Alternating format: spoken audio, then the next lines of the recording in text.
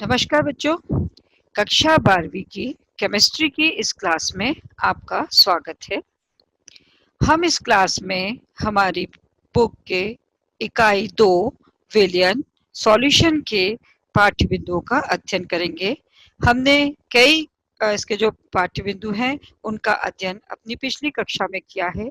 अब शेष पाठ्य बिंदु इस क्लास में पढ़ेंगे। बच्चों, मैं आराधना खरे, व्याख्याता रसायन शास्त्र, शासकीय महात्मा गांधी उच्चतर माध्यमिक विद्यालय बरखेड़ा भेल भोपाल से। तो आज हम अगले पाठ्य बिंदुओं को पढ़ते हैं।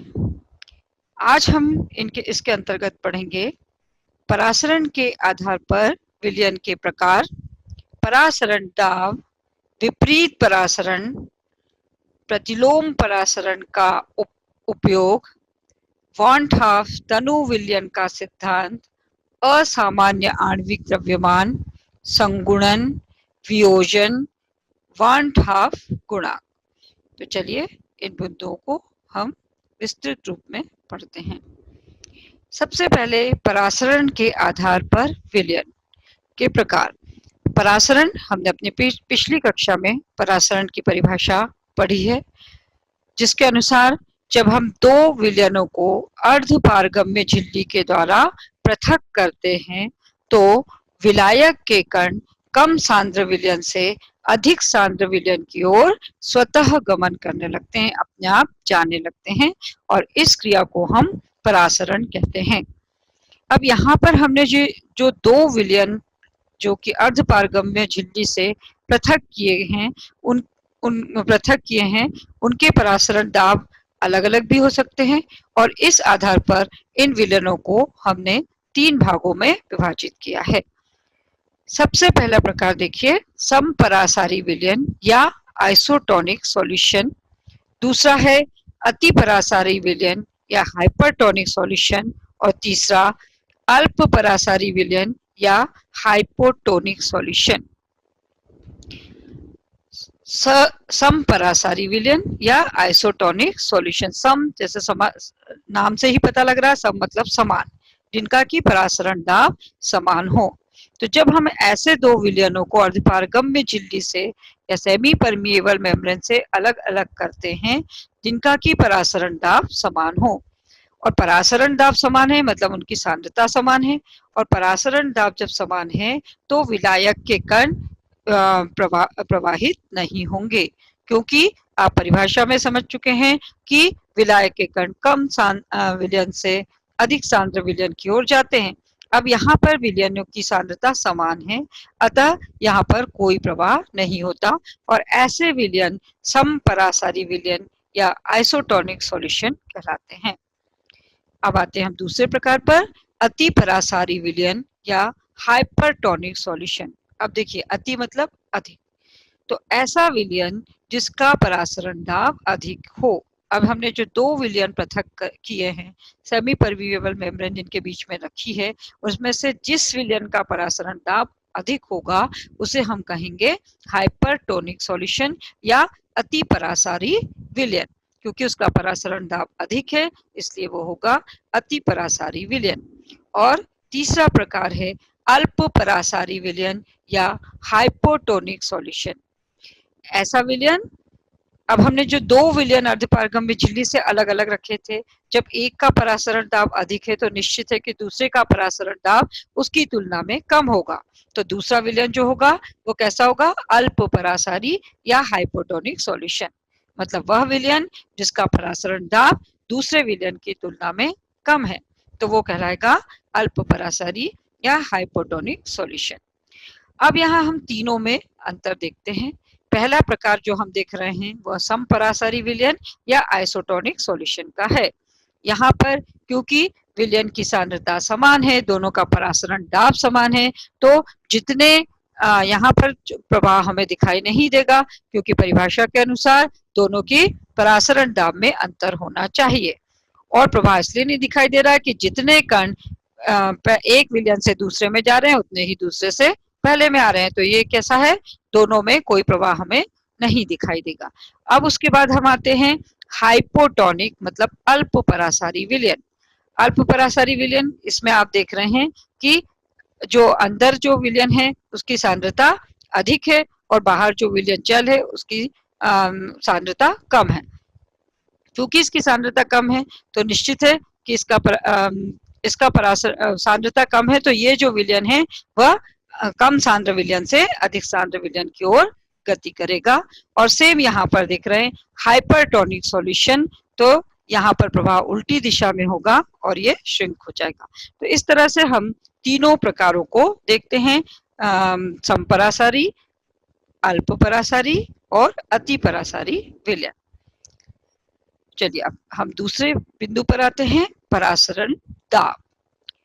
जब हम दो विलयनों को अर्धपारगम्य झिल्ली से पृथक करते हैं तो विलायक के कण विलयन में प्रवेश करते हैं, क्योंकि विलायक की सांद्रता जो है वो कम है और विलयन की सांद्रता अधिक है।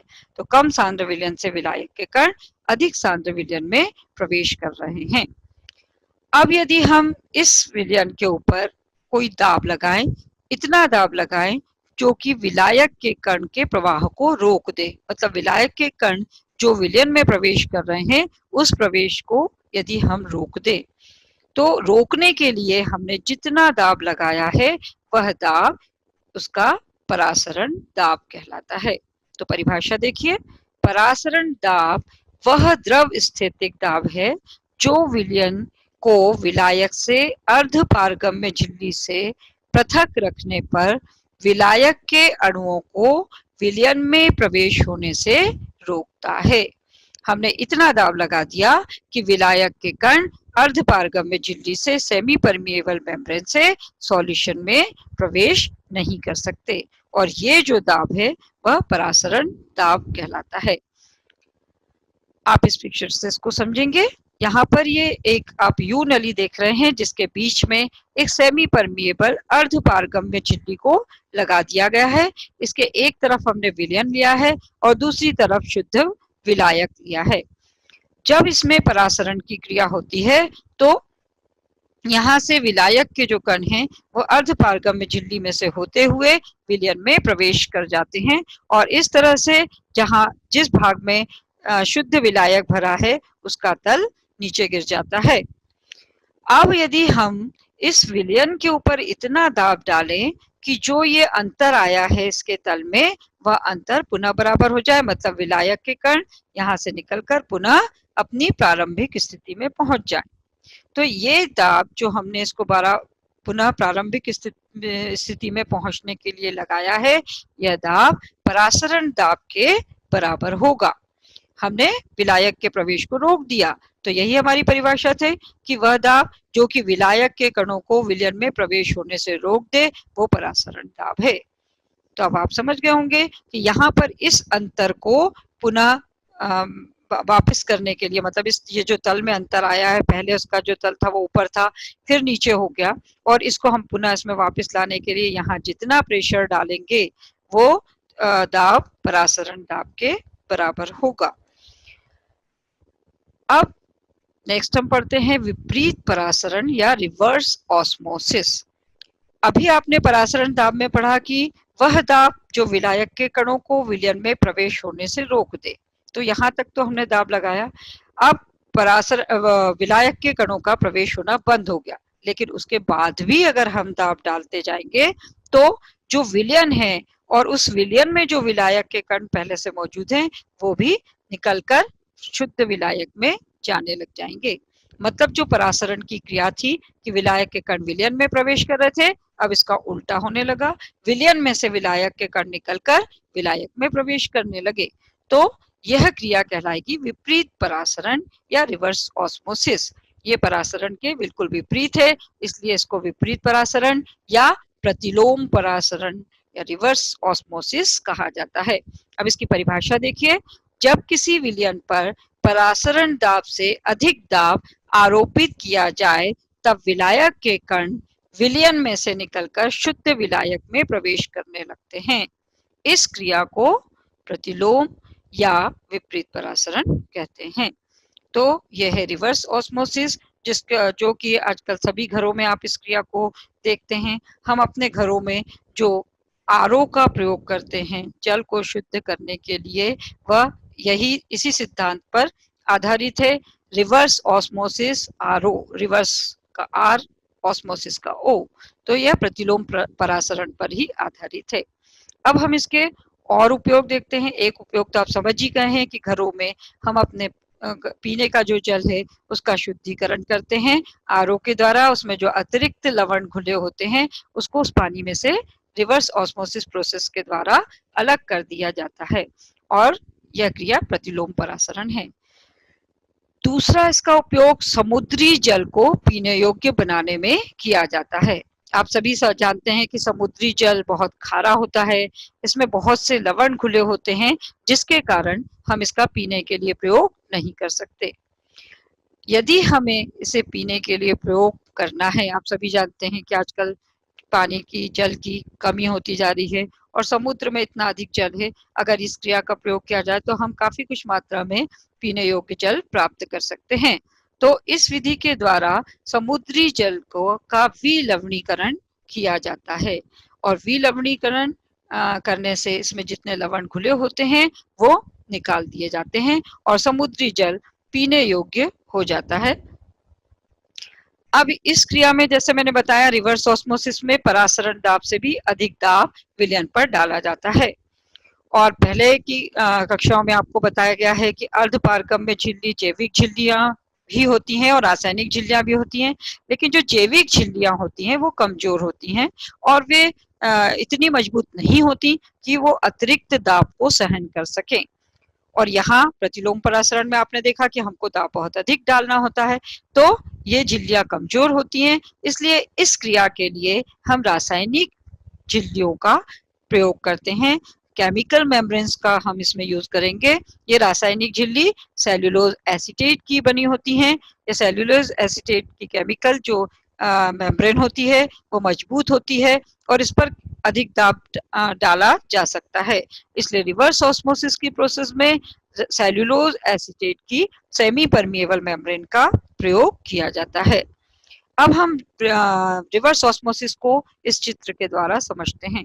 आपने परासरण में भी देखा था कि इसी तरह की हमने एक यू नली ली थी, उसके बीच में सेमी परमिएबल मेम्ब्रेन लगाई थी। एक तरफ हमने सॉल्यूशन लिया था और दूसरी तरफ हमने सॉल्वेंट या शुद्ध विलायक लिया था। तो वही चीज यहाँ हो रही है, लेकिन आप अंतर क्या देख रहे हैं, यहाँ पर हम जो विलयन है, विलयन की जगह हमने क्या लिया है, समुद्र का जल, और इस पर हम अतिरिक्त दाब डाल रहे हैं। और अतिरिक्त दाब डालने से जो समुद्र के जल में जो जल है वह अर्धपारगम्य झिल्ली में से होता हुआ शुद्ध जल में प्रवेश कर रहा है। तो यहाँ आप देख रहे हैं कि वाटर फ्लो का जो डायरेक्शन है वो चेंज हो गया है। परासरण में इसका डायरेक्शन इस तरफ था और विपरीत परासरण में इसका डायरेक्शन चेंज हो गया है, क्योंकि यहाँ पर हम समुद्री जल के ऊपर अतिरिक्त दाब डाल रहे हैं जो परासरण दाब से अधिक है, तभी यह विपरीत परासरण की क्रिया संभव है। अब यदि हम इन दोनों में अंतर को देखें तो इस पिक्चर के द्वारा हम दोनों का अंतर स्पष्ट रूप से समझ सकते हैं। पहले वाले फिगर में आप देख रहे हैं कि इसमें हमने सेमी परमिएबल मेम्ब्रेन ली, एक तरफ हमने विलयन लिया है और एक तरफ शुद्ध जल लिया। सेम हमने दूसरे में भी यही किया, यहाँ पर विलयन लिया है और दूसरी तरफ हमने शुद्ध जल। विलयन मतलब हमने यहाँ मान लीजिए समुद्री जल ले लिया है और ये शुद्ध जल है। सेम यहाँ करा हमने, पर परासरण की क्रिया में हम कोई अतिरिक्त दाब इस पर नहीं डाल रहे हैं, केवल ऑस्मोटिक प्रेशर इस पर चल रहा है। और ऑस्मोटिक प्रेशर के कारण क्या होगा, परासरण दाब के कारण क्या होगा कि शुद्ध विलायक के कण विलयन में प्रवेश कर रहे हैं अर्धपारगम्य झिल्ली के द्वारा, जिससे इसका तल बढ़ गया है। पैरों के द्वारा देख रहे हैं विलयन का तल बढ़ गया है और जो शुद्ध विलायक का तल है वो नीचे पहुंच गया है। वहीं अगर हम प्रतिलोम परासरण को देखें तो यहाँ क्रिया विपरीत हो रही है। यहाँ हम देख रहे हैं कि जहाँ समुद्र का जल या विलयन का जो जल है उसका लेवल डाउन हो रहा है, कम हो रहा है, क्योंकि हम उस पर क्या कर रहे हैं, अतिरिक्त दाब डाल रहे हैं। और अतिरिक्त दाब के कारण इस विलयन में जो विलायक के कण हैं या मान लीजिए जल के जो कण हैं वो अर्धपारगम्य झिल्ली से होते हुए शुद्ध जल में प्रवेश कर रहे हैं और इसका तल बढ़ गया है। तो आप देख रहे हैं कि यहाँ पर दोनों क्रियाएं एक दूसरे की विपरीत दिखाई दे रही हैं। यहाँ आप देख रहे हैं विलायक के कणों का जो फ्लो हो रहा है, ये इस डायरेक्शन में, दूसरा उसके अपोजिट डायरेक्शन में। यहाँ पर आप देख रहे हैं तल जो बढ़ रहा है वह विलयन का बढ़ रहा है और शुद्ध विलायक का कम हो रहा है, या उल्टा हो रहा है। यहाँ विलयन का तल कम हो रहा है और शुद्ध विलायक का तल बढ़ रहा है। इस तरह ये दोनों क्रियाएं एक दूसरे के बिल्कुल विपरीत है, इसलिए इस क्रिया को विपरीत परासरण, प्रतिलोम परासरण या रिवर्स ऑस्मोसिस कहा जाता है। वॉन हॉफ ने परासरण से संबंधित एक नियम दिया जो कि तनु विलयन पर लागू होता है, और इस नियम को कहा जाता है वॉन हॉफ का तनु विलयन का सिद्धांत। देखिए इस नियम को, तनु विलयन का परासरण दाब उस दाब के बराबर होता है जो विलेय वाष्प अवस्था में डालेगा, जबकि उसका आयतन व ताप विलयन के ताप व आयतन के समान हो। अगर हम किसी विलेय पदार्थ का तनु विलयन बनाते हैं तो उसका जो परासरण दाब होगा वो उस विलेय पदार्थ के वाष्प दाब के बराबर होगा। जब वो वाष्प अवस्था में होगा तब वो जितना दाब डालेगा, मतलब जो उसका वेपर प्रेशर होगा और उसका जो ऑस्मोटिक प्रेशर होगा, परासरण दाब होगा, वो बराबर होगा। लेकिन कंडीशन क्या है? विलयन डाइल्यूट होना चाहिए, तनु विलयन होना चाहिए। तो तनु विलयन का परासरण दाब उसमें उपस्थित विलेय के वाष्प अवस्था में जो दाब है, मतलब उसका जो वाष्प दाब है उसके बराबर होता है।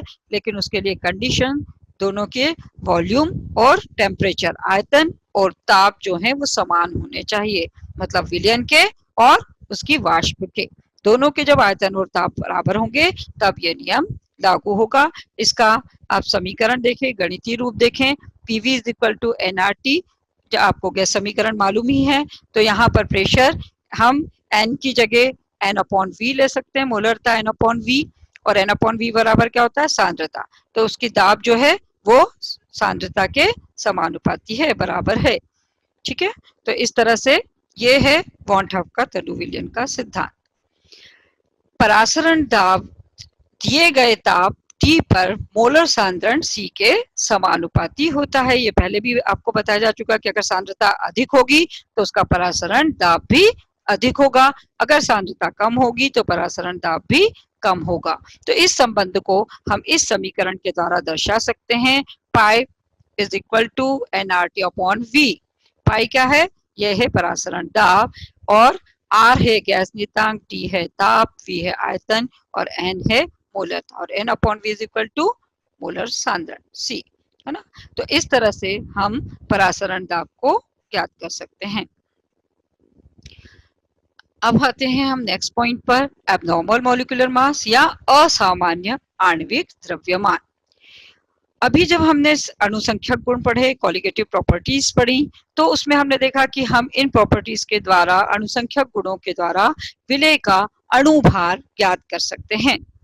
और ये अणुभार ज्ञात करने के लिए अगर हम इनके सूत्रों का प्रयोग करते हैं तो प्रायोगिक मान और सैद्धांतिक मान दोनों समान आने चाहिए। लेकिन ये बात तब लागू होती है जब जो विलयन है वो निम्न नियमों का पालन करे। ये निम्न नियम कौन कौन से हैं? पहला, विलेय अवाष्पशील होना चाहिए। आपने जितनी भी अणुसंख्यक गुण पढ़े हैं, कॉलिगेटिव प्रॉपर्टीज पढ़ी हैं, उसमें सब जगह ये पढ़ा है कि जब किसी विलायक में किसी अवाष्पशील विलेय को घोला जाता है तो पहली कंडीशन ये है कि हम विलयन बनाते में जो विलेय यूज कर रहे हैं वह अवाष्पशील होना चाहिए, उसकी वो वाष्पशील नहीं होना चाहिए। दूसरा, विलयन तनु होना चाहिए, डाइल्यूट होना चाहिए, उसमें विलेय की मात्रा कम होनी चाहिए, क्योंकि अगर सांद्र विलयन होगा तो उसमें संगुणन की क्रिया हो सकती है। तो विलयन कैसा होना चाहिए? डाइल्यूट होना चाहिए। और तीसरी कंडीशन है, विलेय का विलयन में वियोजन या संगुणन ना हो, मतलब जब हम विलेय को विलयन में घोलें तो कोई क्रिया ना हो, वे आपस में ना तो जुड़ें और ना ही टूटें, क्योंकि आपको मालूम है कि अणु संख्यक गुण अणुओं की संख्या पर निर्भर करते हैं। अब यदि मान लीजिए कोई अणु टूटकर 2 भागों में बट गया तो संख्या बदल जाएगी। अगर 10 अणु हैं और टूट गए और वो टूटकर 20 हो गए तो अणुओं की संख्या 20 हो गई।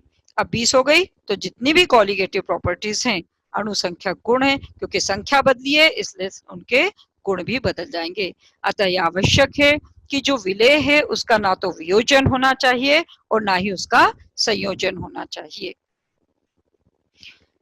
ऐसे विलयन जो उपरोक्त विलयन जो नियम हमने अभी पढ़े हैं कि संगुणन नहीं होना चाहिए, विलयन तनु होना चाहिए, तो ये नियम जो हैं अगर वो इसका पालन नहीं करते हैं और उनके लिए जब हम अणुभार की गणना करते हैं, आणविक द्रव्यमान की गणना करते हैं, तो उसके प्रायोगिक मान और उसके सैद्धांतिक मान में अंतर आ जाता है और ऐसा फिर आणविक द्रव्यमान एबनॉर्मल मॉलिक्यूलर मास या असामान्य आणविक द्रव्यमान कहलाता है।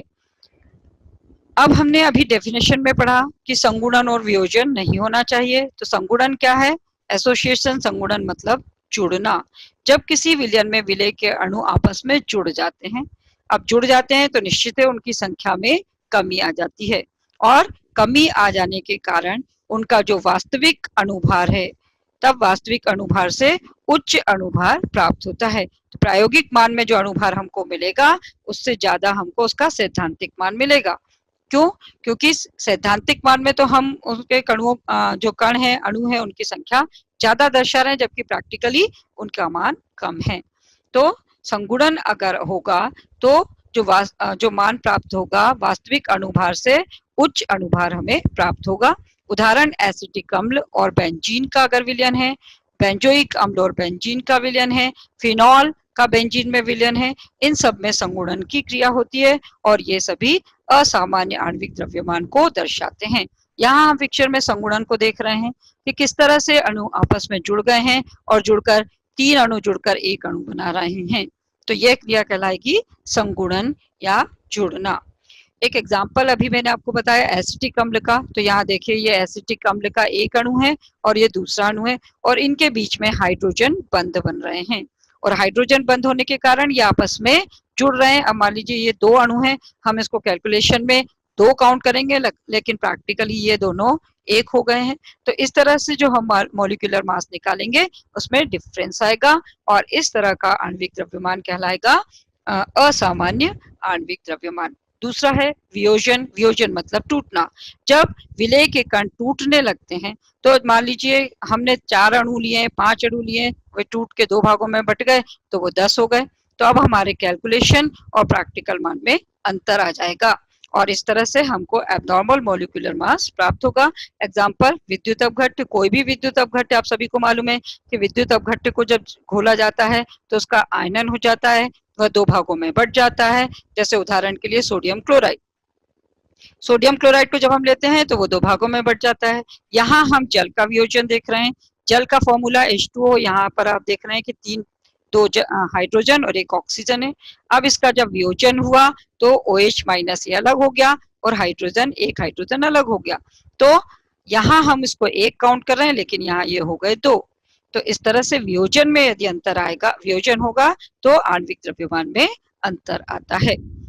अब इन दोनों के अंतर को दर्शाने के लिए वॉन हाफ ने एक फैक्टर दिया, वॉन हाफ गुणांक, जिसको उन्होंने जिसकी परिभाषा हम देख रहे हैं कि किसी विलयन के अणुसंख्यक गुण का मान तथा अणुसंख्यक गुण के सैद्धांतिक मान, अणुसंख्यक का मान मतलब प्रायोगिक मान और सैद्धांतिक मान, इन दोनों का जो अनुपात होगा, इन दोनों का जो हम अनुपात निकालेंगे वो अनुपात कहलाता है वॉन हाफ गुणांक।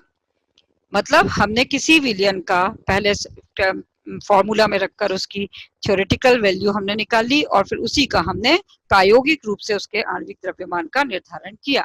तो दोनों में अंतर आएगा और इन दोनों का जो अनुपात होगा, प्रैक्टिकल जो उसकी वैल्यू आई है और थ्योरेटिकल जो वैल्यू आई है, उसका प्रायोगिक मान और सैद्धांतिक मान का जो अनुपात होगा उसे हम कहते हैं वॉन हाफ गुणांक। तो यहाँ पर अब हमारे इस इकाई के सभी पाठ्य बिंदु का अध्ययन हम कर चुके हैं। अब हम एक बार इनकी पुनरावृत्ति करते हैं, रिवीजन करते हैं। जो पॉइंट्स हमने पढ़े हैं आप इस चैप्टर को पढ़ने के बाद एक बार इन सभी बिंदुओं को फिर से पढ़ेंगे, तो जिससे कि आपको यह इकाई पूर्ण रूप से स्पष्ट हो सकेगी। तो एक बार हम देखते हैं हमने क्या क्या पढ़ा है। सबसे पहले हमने पढ़ा विलयन क्या है, विलयन की परिभाषा पढ़ी, फिर पढ़े विलयन के प्रकार, जिसमें हमने दो प्रकार से प्रकार पढ़े थे। एक पढ़ा था हमने उसकी भौतिक अवस्था के आधार पर और दूसरा पढ़ा था उसकी सांद्रता के आधार पर। भौतिक अवस्था के आधार पर हमने गैस गैस विलयन, ठोस विलयन और द्रव विलयन पढ़े थे और उनके भी फिर 3-3 प्रकारों का अध्ययन किया था। उसके बाद दूसरा वर्गीकरण हमने पढ़ा था सांद्रता के आधार पर। तो हमने सांद्रता की परिभाषा पढ़ी और सांद्रता के आधार पर हमने उसके मात्रात्मक और गुणात्मक रूप से पढ़ा। तो हमने संतृप्त विलयन, असंतृप्त विलयन, अति संतृप्त विलयन इसका अध्ययन किया। इसके बाद सांद्रता को व्यक्त करने के लिए हमने प्रतिशतता, पार्ट्स पर मिलियन, मोल अंश, मोलरता, मोललता और विलेयता का अध्ययन किया। और गैस की विलेयता के आधार पर हेनरी ने एक नियम दिया था, जिस नियम के अनुसार गैस पर जितना दाब डाला जाए उसकी विलेयता उसके दाब के समानुपाती होती है। दाब यदि ज्यादा किया जाए तो विलेयता बढ़ जाएगी, दाब कम किया जाए तो विलेयता कम हो जाएगी। और हमने इसके बहुत से अनुप्रयोग भी पढ़े थे, तो आप उसकी पुनरावृत्ति करेंगे। उसके बाद हमने अपनी दूसरी कक्षा में पढ़ा था वाष्प दाब के बारे में, कि जब कोई विलेय होता है सतह पर जो दाब डालता है वो वाष्प दाब है, और उसमें अगर किसी अवाष्पशील पदार्थ को मिला दिया जाए तो उसका वाष्प दाब कम हो जाता है। तो इस तरह हमने वाष्प दाब अवनमन, क्वथनांक में वृद्धि होती है क्वथनांक उन्नयन, हिमांक अवनमन, परासरण दाब, राउल्ट का नियम और आदर्श तथा अनादर्श विलयन का अध्ययन किया।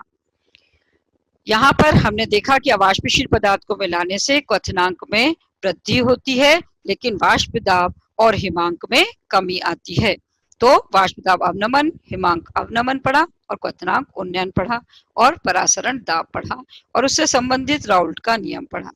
उसके बाद आज हमने जो पढ़ा है वह परासरण के आधार पर विलयन के प्रकार, समपरासारी विलयन, अति परासारी विलयन और अल्प परासारी विलयन पढ़ा। परासरण दाब के बारे में हमने अध्ययन किया कि परासरण दाब क्या है।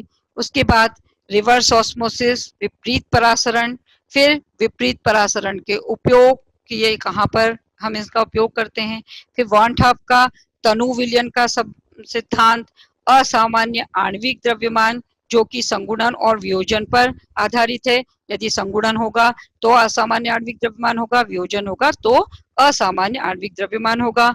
और इसके बाद हमने इन दोनों का जो अनुपात पढ़ा वो था हमारा वॉन हॉफ गुणांक।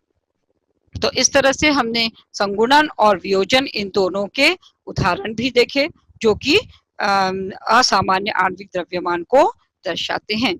तो इस तरह से अब हम इन पाठ्य बिंदुओं से आधारित प्रश्न करेंगे। इन प्रश्नों को आप देखिए, इनकी पुनरावृत्ति कीजिए। ये सभी आपके पुनरावृत्ति के लिए आवश्यक पाठ्य बिंदु हैं जिनके की आपको पुनरावृत्ति करनी है।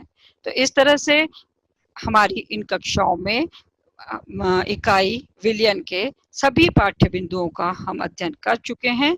आप इसकी पुनरावृत्ति करेंगे। धन्यवाद।